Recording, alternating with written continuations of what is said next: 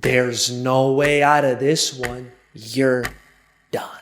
Let me tell you a story about how the biggest rap artist of all time was decimated, exposed, and pulled apart in the most brutal rap beef of all time. But how did we get here? I've seen a lot of people talking about the facts of the situation, but I think in order to truly understand this beef, we need to get inside these rappers' heads and explore their psyche. The core reason we're here right now is because Drake and Kendrick are two completely different archetypes of people. They think differently, they see the world differently, and ultimately they approach their art differently. Kendrick Lamar has spent his entire career challenging himself and his audience, changing minds and presenting depth to the masses, exposing his biggest flaws and contradictions to the world. Kendrick undoubtedly uses his influence to serve a higher purpose. In contrast, Drake plays it extremely safe. His only purpose in this world is to satisfy consumer demand. He's not an artist, he's a corporation, a business, a product, a content creator. He will become whoever you want him to be if it brings him profit. Everything he shows the world is pure optics. No moral compass, no identity. He makes his money, upholds his image, and that's all that matters. For him, it's not that deep. Just to summarize, one tries their hardest to present their true self to the world, while the other does everything in their power to hide it. Let's make it even more simple and dramatic. We're talking about fake versus real here. Lies versus truth. So what happens when these two forces collide? An absolute catastrophe. I know we say this beef started because Cole teamed up with Drake on First Person Shooter, but honestly, I think Kendrick was just waiting for an excuse to fire off on this man, even way before this, okay? And when he got it, he used it expeditiously. Kendrick made his long-awaited comeback on Future and Metro Boomin's album, We Don't Trust You. He dissed Drake and Cole, saying there's no big three, it's just big me, none of you can fuck with me, woo woo woo, we already know how the story goes. Club bangers are always effective when it comes to dissing, so Drake was pretty much forced into responding back. Especially seeing all the backlash Cole was getting for tapping out. I already have a video on Cole's side of the story, it's gonna be in the top right if you're interested. Anyway, 3 weeks go by until Drake finally accepts the challenge and the beef officially starts. Drop and give 'em 50. Pip squeak, pipe down, you ain't in no big three. Drake's approach was clear as soon as he leaked his first diss track through academics, which is probably the pussiest way to release a diss track in history. He was planning on playing the internet game and ridiculing Kendrick just like he did with Meek. The Push-Ups track was indicative of that because it was heavy with the jokes but really light with the substance. They make excuses for you because they hate to see me lit. Bro, do people even say the word lit anymore? What is this, 2018? I hear that word and I instantly imagine a Supreme box logo and some skinny jeans. Drizzy Drake showing his age here, I guess. Though listen, I'll admit, the beat, the flows, and the overall presentation was elite. He's getting jumped by 20 people and he's fighting back? So he's obviously the winner here. That's framing for you. That's what they call framing right there in showbiz. Also, I have to note before we go deeper, Kendrick's wife was brought up in here. Very relevant to what we're going to talk about later. Yeah, so Push-Ups caused quite a splash. People liked it, but Aubrey wasn't done, okay? Several Instagram stories later, he went back to back with tailor-made freestyle. Again, very memey, very undermining. It had like an AI Tupac verse, which Drake hoped would provoke Kendrick and get him out of his comfort zone. All of this is in character for Drake. You know, using optics to his advantage and manipulating public perception in his favor. While all this time, Kendrick was just silent and off the grid, which is just as fitting for him. At this point, people were already hailing Drake the victor. DJ Academics was doing daily countdowns on Twitter, eating dick on live, OVO goons high-fiving each other in the street, doing the Tootsie slide. Little did they know that the battle was already over before it even started. And the reason is very simple. You can't go through your whole career watering down for mass consumption, making music for the lowest common denominator, and then go up against someone who is actively pushing boundaries, taking risks, and seeking greatness for the past decade. You can't do it. They have more creative competence, their pen is sharper, and their skill set is larger. Optics can only take you so far if you have the inferior product. Again, Drake, you know this. This is economics 101. Considering Kendrick's catalog, we can only assume he planned all of this out meticulously, months or even years in advance. Drake never even stood a chance. What would transpire next is one of the most ruthless beatdowns in the history of hip-hop. Euphoria. Alright, before I really get into it, let me just start with this. And I have to say it because it's frustrating. There are no rounds, okay? If it wasn't painfully clear up until this point, it should be now. Nobody even knows what songs they're supposed to compare at this point. Okay, so if Taylor Made dropped here and Euphoria dropped here, but no, Taylor Made was more of a mid-round. 616 is also a mid-round. So then, like, bro. Stop. You sound stupid. It's genuinely the dumbest shit ever, and everybody just unanimously accepted it for some reason. Like, tell me, what was the score of the Pusha Drake beef? The Tupac Biggie beef? The 50 Ja Rule beef? Nobody knows because we don't even view it that way. We don't go off rounds, we go off impact. That's what really matters here. People remember the bomb, they don't remember the 2 songs before it. Kendrick released Euphoria on a Tuesday morning, responding to Drake with 30 different angles over 3 different beats. This approach was really different because Kendrick wasn't talking to the audience or seeking validation. He was just talking to Drake directly, aiming at his heart, at his soul. On the other end, Drake doesn't have the ability to do that. It felt like he was just throwing punches to show everybody else that he's not scared of fighting back, that he wasn't pussy.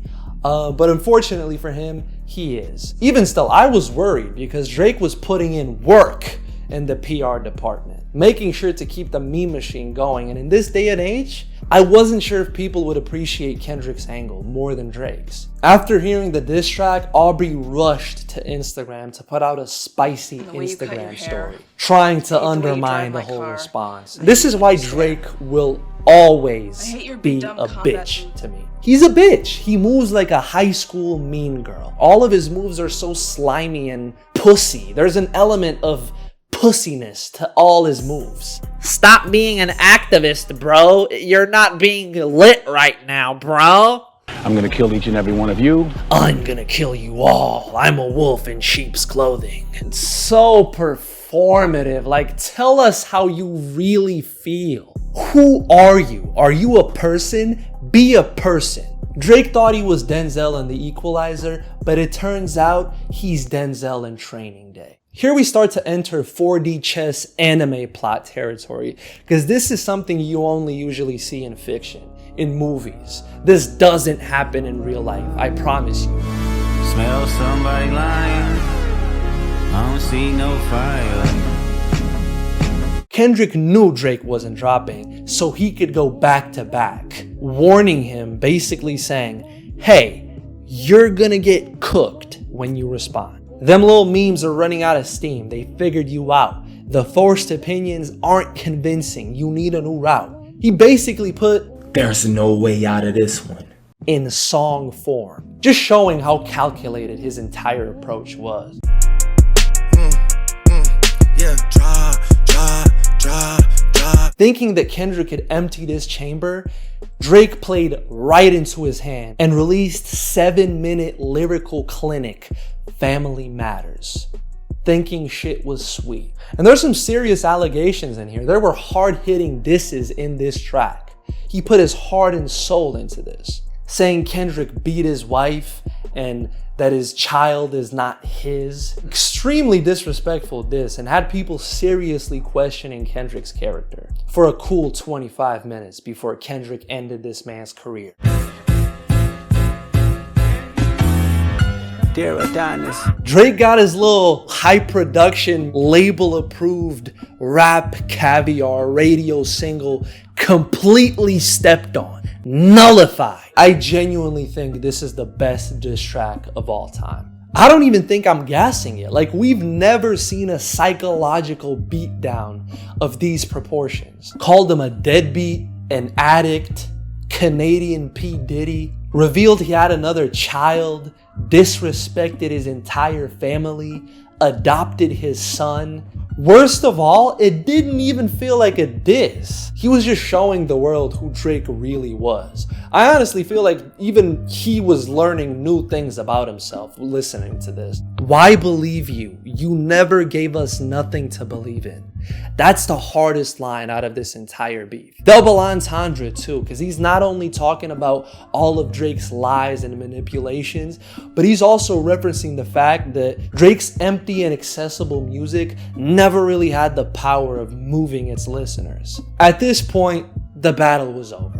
Okay, no amount of double entendres over Take Keith production could possibly remedy this. This is character annihilation, and Kendrick strategized it to a T. And listen, before this went down, I was convinced in the fact that I was the biggest Drake hater, okay? But Kendrick really, he really surprised me. I think he has me beat here. Like, this liar, master manipulator, fake guy narrative, I've been putting it out. Look at this vid right here. 6 months ago. I was the only one saying this. And on that note, let me talk to all the OVO ovulators out there watching this. I fucking told you.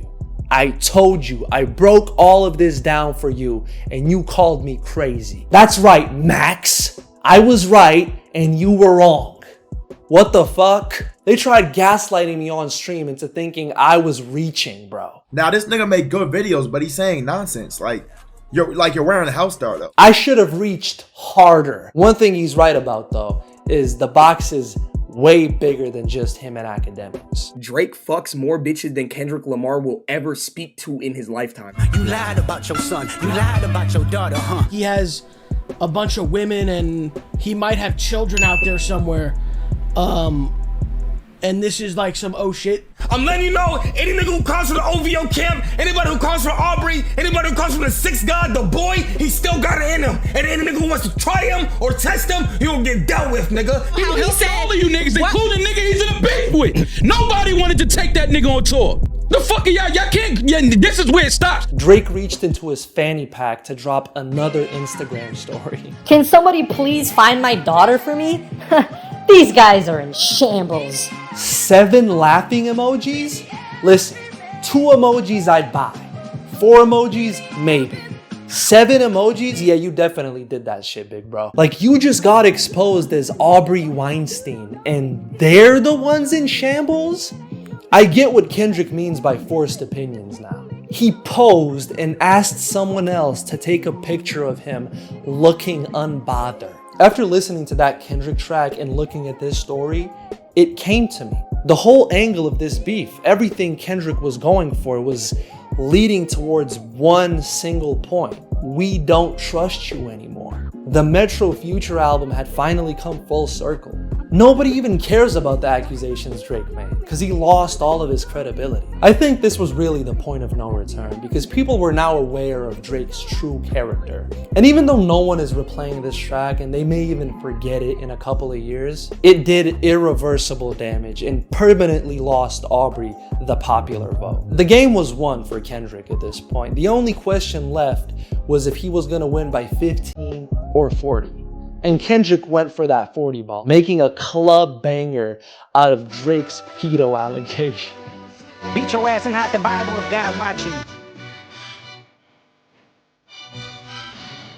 Now he was not only losing the conscious battle, but he was also losing the club banger battle, okay? He was getting bitched from every single side. Outplayed, outsmarted, outclassed. This is your goal? Okay, so that's you. Light-skinned P. Diddy. That's who you're rocking with. Okay, I just had to clarify. Sorry, I just had to clarify. Not willing to accept his fate, Drake just keeps digging himself a deeper and deeper hole. We already know you about to drop.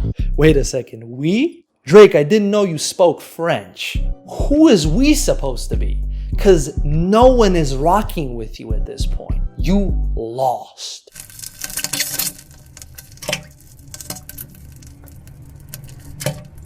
The main thing of this whole track is that he set Kendrick up with the whole false child, 11-year-old daughter, which doesn't exist apparently. And that all the info of him having another kid was purposely fed to Kendrick. This doesn't make sense for several reasons. First of all, he called the guys who fed him the information clowns. And then a couple bars after, he said they purposely fed him the information. Why are they clowns if you purposely fed him the information? So that's just a complete contradiction. It's so painfully obvious he knows just as much as we do. And another thing, most importantly, is the fact that everything he said on this track literally came from Twitter. None of these angles are his. He copied them over from his own fan base. That's what he did. Bro, even the title is something Drake fans were largely saying and suggesting before he ultimately dropped it. Oh, I can't wait till Drake drops Heart Part 6. 60,000 likes, and he drops, oh, Kendrick would never do something like that. Then if I was a pedo, I would have gotten arrested? Bro, you're done. Saying that Kendrick is the dumb and reactive one? Bro, does anybody even believe that? Like, there's different levels of liar, and there's the one where you say things that are true about yourself and project them out to other people. For me, that's where it stops being toxic and cute and starts being disturbing. And you know what? I am biased, but when it comes to this, I'm not, okay? I'm not acknowledging bias with these arguments. We're not gonna act like these two have the same level of rapport. As far as we know it, Kendrick has never lied about anything in his whole career. He never pretended to be something he's not. Drake has been doing only that for his entire career. Two different categories we're talking about here. They shouldn't be held to the same standard. Ultimately, listen, my prediction came true. Drake's house of cards came tumbling down. The truth caught up with him. The bubble burst. Drake fans are now switching sides, proving their allegiance to him was just as shallow as his music is. I guess he's not lit anymore. Let this be a lesson. Never hide your true self. Eventually, you're gonna be exposed and your whole world is gonna come crashing down. Cole may have lost the beef, but in the end, still won because he was honest with himself and the world. And now he has something that Drake will never have: peace of mind.